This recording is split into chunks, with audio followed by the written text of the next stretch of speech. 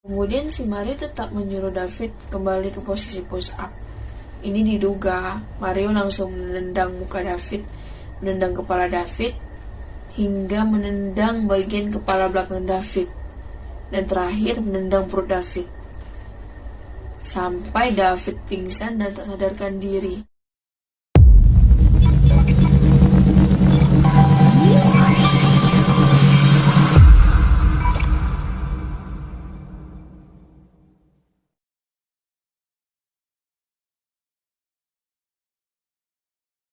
Assalamualaikum, hai guys. Di video kali ini aku mau membahas tentang kasus penganiayaan yang dilakukan oleh anak pejabat tinggi yang bernama Mario Dandi Satrio terhadap korban yang bernama Kristalino David Ozora. Bagaimana perkembangan kasusnya? Mari kita bahas secara lengkap di video kali ini, mulai dari biografi, kronologi, dan kasus hukum sampai sekarang.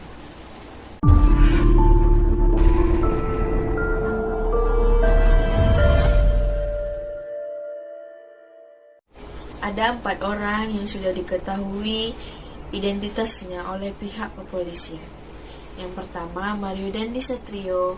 Yang kedua, Kristalino David Ozora. Yang ketiga, Sean Lucas Tumao. Yang keempat, Agnes Gracia Haryanto. Sebagai pelaku, Mario Dandi Satrio adalah anak dari pasangan Rafael Alun Trisambodo dan Ernie Mike Tolombok. Saat melakukan aksinya, Mario masih berumur 20 tahun. Dulu Mario pernah bersekolah di SMK Taruna Nusantara. Sekarang ia kuliah di Universitas Perstia Mulia.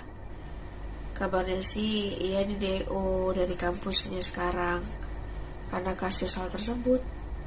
Agnes Gracia Haryanto adalah pacarnya Mario Dandi. Ia sudah dikeluarkan dari sekolahnya SMA Tarakanita 1 Jakarta Selatan. Agnes Gracia Haryanto masih berumur 15 tahun. For your information ya guys, ternyata David itu adalah mantannya Agnes. Sean Lucas Tumao adalah temannya Mario Dandi. Sean masih berumur 19 tahun. Dan ternyata Sean menemani aksi Mario dalam melakukan aksi bejatnya. Sedangkan korban Kristalino David Ozora adalah anak petinggi dari GP Ansor. Nah, buat kalian yang belum tahu GP Ansor adalah salah satu badan otonom Nahdlatul Ulama yang bergerak di bidang kepemudaan, yang berdiri sejak pada tanggal 24 April tahun 1934 Masehi, yang diketuai oleh Pak Yakut Khalil Qomas, yang mana Pak Yakut adalah Menteri Agama kita saat ini. David pun masih berusia 17 tahun pada kejadian tersebut.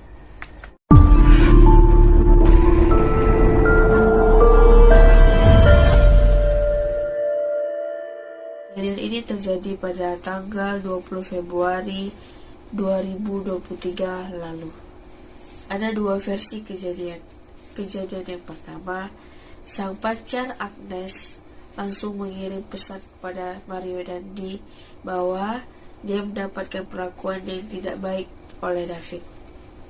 Versi yang kedua bermula pada kesaksian temannya Agnes yang berinisial ATA. Ia menceritakan kepada Mario bahwa Agnes mendapatkan perlakuan tidak baik dari David. Nah, kemudian Mario pun tidak sepenuhnya mendengarkan cerita tersebut. Ia pun mengkonfirmasi kembali cerita tersebut ke Agnes. Ternyata Agnes pun mengiyakan cerita tersebut. Kemudian si Mario pun curhat ke Sean. Nah, si Sean pun menyarankan dengan kata-kata, ya kalau gue jadi lo mah ya gue pukul lah. Nah, Mario pun meminta Agnes menghubungi David agar bisa bertemu dengannya. Namun diabaikan David, sehingga si Agnes pun berinisiatif ingin bertemu David dengan cara mengembalikan kartu pelajar David yang masih dipegang oleh Agnes. David pun akhirnya mau bertemu dengan Agnes, yang mana posisinya David pun lagi di rumah temannya yang berinisial R. Nah, ketika si David sudah ketemu sama si Agnes, Agnes itu pun segeralah Sherlock ke Mario. Mario itu pun ngajaklah si Sean menggunakan Jeep Rubicon plat palsu tersebut ke kompleks Grand Permata Ulu Jami Pesanggerahan. Nah, sesampainya Mario dan Sean ke lokasi, David pun tiba-tiba diajak ke tempat sepi. Terus si David disuruh push up sebanyak 50 kali. Apa peran Sean di sini? Sean disuruh merekam aksi bejatnya Mario dengan menggunakan HP Mario. Terus si David tidak mampu melakukan push up sebanyak 50 kali. Dia hanya mampu melakukan push up 20 kali. Si Mario ini makin marah. Terus si Mario ini menyuruhlah si David mengambil sikap tobat. Buat kalian yang belum tahu sikap tobat itu adalah suatu hukuman yang biasanya dilakukan oleh anggota kemiliteran. Nah, apa itu sikap tobat? Sikap tobat itu seperti push up. Bedanya kalau push up itu kan yang nopang badan adalah tangan. Kalau sikap tobat itu yang nopang badan itu adalah kepala. Tangannya itu dilipatkan ke belakang punggung gitu. Nah, gitu loh sikap tobat. Oke guys, kembali ke cerita. Nah, si David ini tidak mengerti apa yang dimaksud sama Mario. Dia tidak mengerti apa itu sikap tobat. Sehingga si Mario ini makin kesal sama David yang hanya diam saja. Nah, kemudian si Mario tetap menyuruh David kembali ke posisi push up. Ini diduga Mario langsung menendang muka David, menendang kepala David, hingga menendang bagian kepala belakang David, dan terakhir menendang perut David sampai David pingsan dan tak sadarkan diri. Pokoknya kalau kalian lihat videonya di sini, merinding. Aku benar-benar, ya Allah, jahat banget tau. Nah, kemudian guys, salah satu orang tua dari temannya David yang berinisial R ini melihat kejadian itu dan langsung melaporkannya ke pihak keamanan perumahan tersebut. David pun langsung dilarikan ke rumah sakit terdekat, dan pihak keamanan langsung menghubungi ke Kapolsek Pesanggerahan untuk membawa Mario, Sean, serta Agnes. Setelah itu Mario sudah langsung ditahan di Kapolsek Pesanggerahan karena ia telah mengaku ia adalah pelaku yang memukuli si korban. Nah, David pun langsung dilarikan ke ICU Rumah Sakit Mayapada, Kuningan, Jakarta Selatan. Ketika ia dilarikan ke rumah sakit tersebut, David dalam keadaan koma. Alhamdulillahnya, David masih keadaan stabil. Tapi diagnosa dari dokter, David mengalami cedera otak diffuse axonal injury. Mana maksudnya adalah cedera otak akibat benturan yang sangat keras. Tapi alhamdulillah, update hingga saat ini kondisi David dalam keadaan yang baik. Nah, kalian tahu nggak guys, akibat ulah anaknya, si bapaknya Mario ini dipecat oleh Menteri Keuangan Sri Mulyani. Akibatnya jadi diselidiki harta kekayaan Rafael yang mencapai 56 miliar. Banyak banget ya guys. PNS saja kayaknya nggak sampai segitu guys ya. Pada tahun 2015 kekayaannya mencapai 35,2 M yang dicatat oleh PPATK.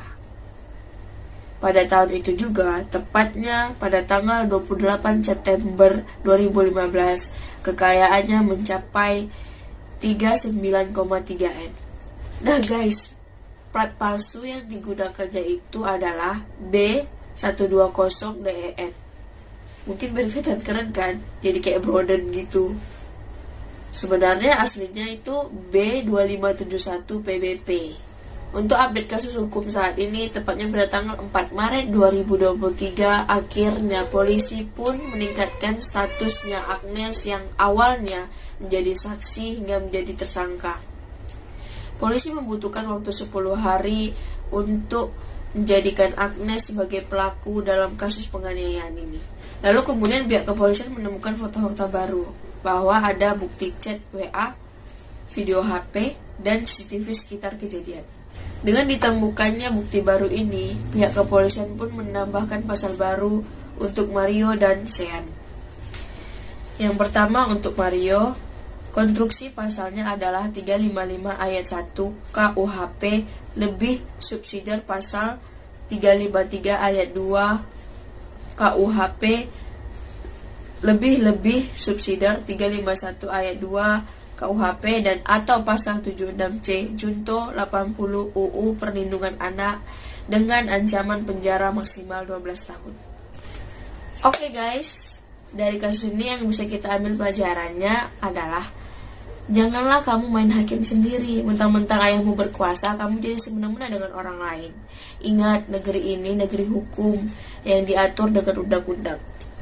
Oke guys, terima kasih sudah menonton video ini. Semoga kalian menikmatinya. Jangan lupa di like, di komen, di subscribe, dan tekan tombol notifikasinya agar kalian tahu video-video terbaru aku yang lainnya.